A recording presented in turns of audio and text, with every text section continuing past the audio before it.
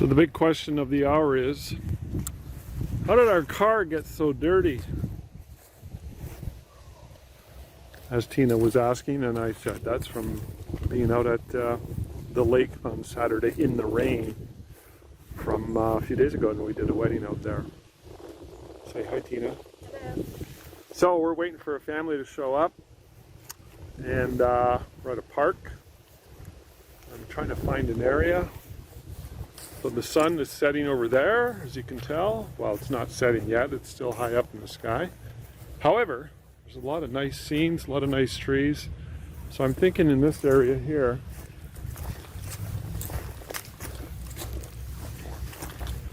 we just had our photo buzz earlier today with John Rochford. I hope you get a chance to watch it. It's quite good. I really like John's energy and his personal story. It's quite inspiring. Yeah, so look at all these areas. They're quite nice. This area that we're in right now is called Copper Cliff. This is the heart of the mining community. 120 years of raping the landscape. And we have a couple nice halls. There's a hall up there. You can see the rooftop, which belongs to the mines, but they no longer rent it out. It's for private use only.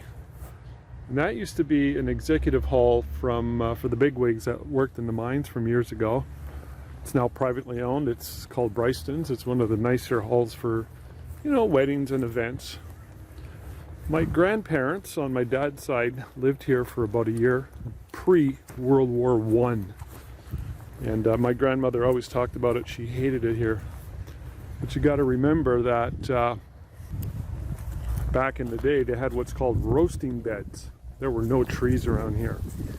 They'd have acres and acres of logs and trees. They would come cut down lumber to burn, and they would roast the iron ore in order to melt it.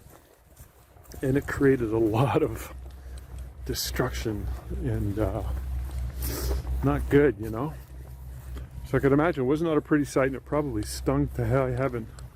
Sulfur and all that stuff.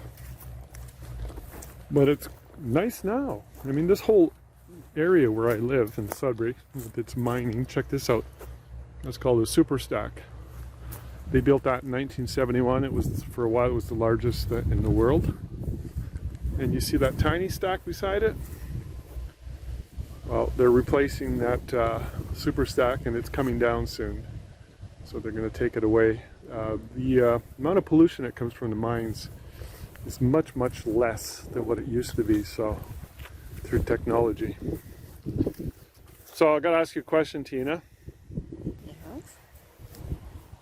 You just gave me the update as we were getting in the car to come out here talking about Ferry Day for Sault Ste. Marie. Mm-hmm. We have how many booked? 34. 34. How many did we have last year? 40. Which was high. Yeah, it's unusually high. 34 is good or bad? Well, 34 is, yeah, on a regular year we'd get 28, 29. So it's pretty good. We're happy. Yeah. And there's still 2 weeks left, maybe more. 3? 3 weeks. We're probably going to book it out. Okay, but what I want to bring up is what you had said earlier about the nature of the shoots that we have scheduled, prepaid in the Soo. And what was that you found very fascinating about that? Not fascinating, just Important. It's gonna make it a lot easier. The majority of them are just single girls, one girl in the session, and they're like 4, 5, 6, 7, 8, really good ages, and it's really easy when there's just one. So the numbers count, the demographics count, the age counts. So compare that to if they have 2, 3 girls. Why is it different? Well, first of all, they're booked 30 minutes apart, and we got to get them all dressed, and then there's multiple combinations because they still want individuals and getting 3 posed. Okay, and so it's we're on a tight timeline, so it's less work during the session. yeah, less work, less time. Is it better for sales? I don't think it makes a difference in the sales. Okay. All right. Either way, though, sales will be brisk. This is our fourth Ferry Day since the lockdowns ended in July. What are we now? We're in Pembroke. September. Pembroke, Sudbury, London, so yeah, then Sault Ste. Marie, we and got then another Sudbury one. Which is when, November? November 5th weekend, and we've already got like 13 spots booked. We haven't even started promoting it yet. So that's Ferries Rock. It's one of our main sources of income. So yeah, where was I? Oh, the sun's going away behind some clouds. Check this out. There's a over there. Everybody wants to be in the gazebo when they talk about pictures or getting married. They often say, let's go to the gazebo. And the idea is nice, but it's not very practical. It's good for a small wedding. All right, so I'm still trying to really figure out where I'm going to bring this family. In all honesty, I don't even know how many there are. I know it's for this. The mom it's her 60th birthday, so the kids are doing it for mom. I don't think there's a husband in the picture. I don't know if she's divorced or widowed. So, but anyways, I'll try and get a little bit of video or some pictures of the behind the scenes. It's really nice here.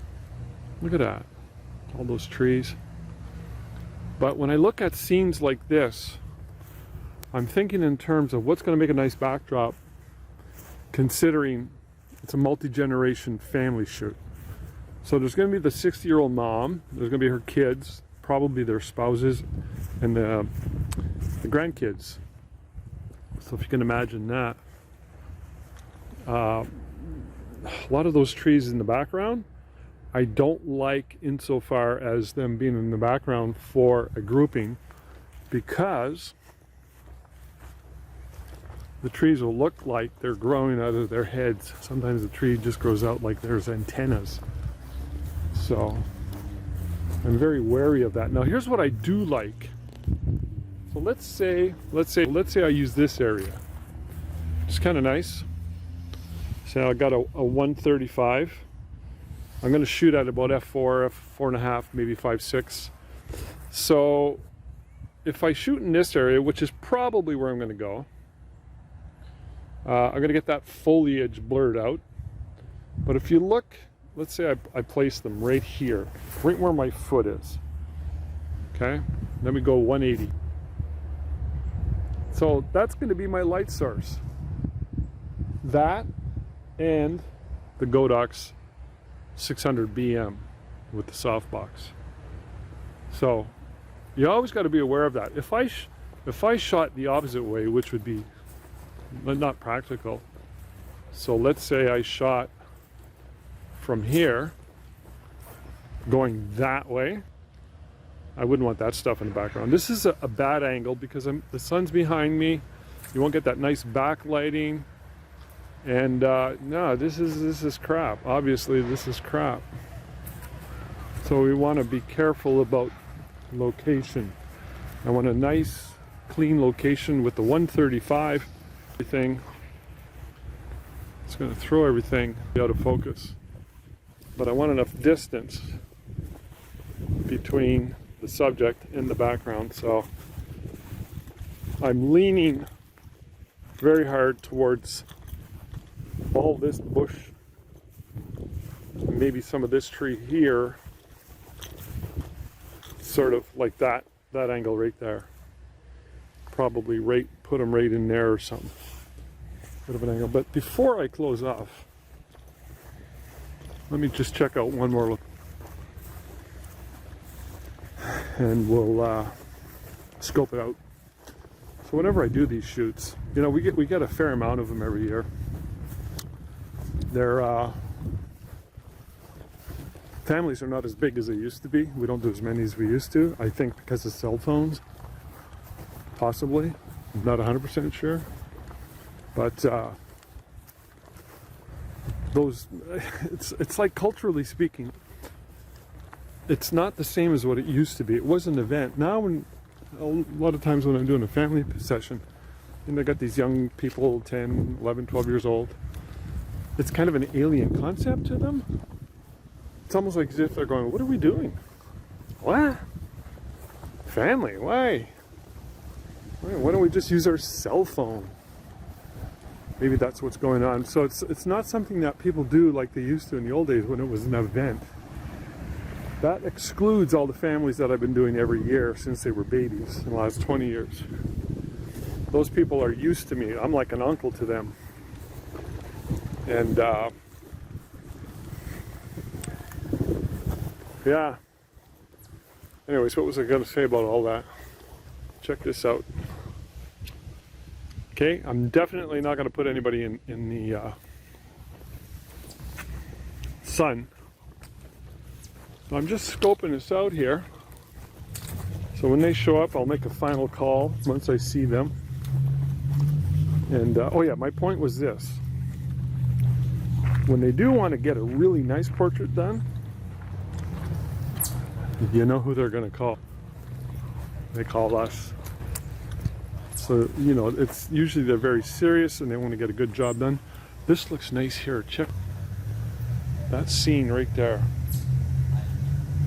Now, if I put them right here, and that was the background. There's some kids over there.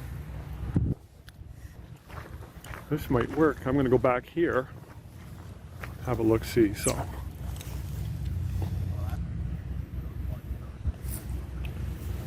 Yeah, let me put my camera down. So I'm thinking right there might work. Yeah, you got that tunnel. It's tunneling. Not sure. All right, I got to make a call soon because it's actually 5 o'clock and they're going to be here at 5.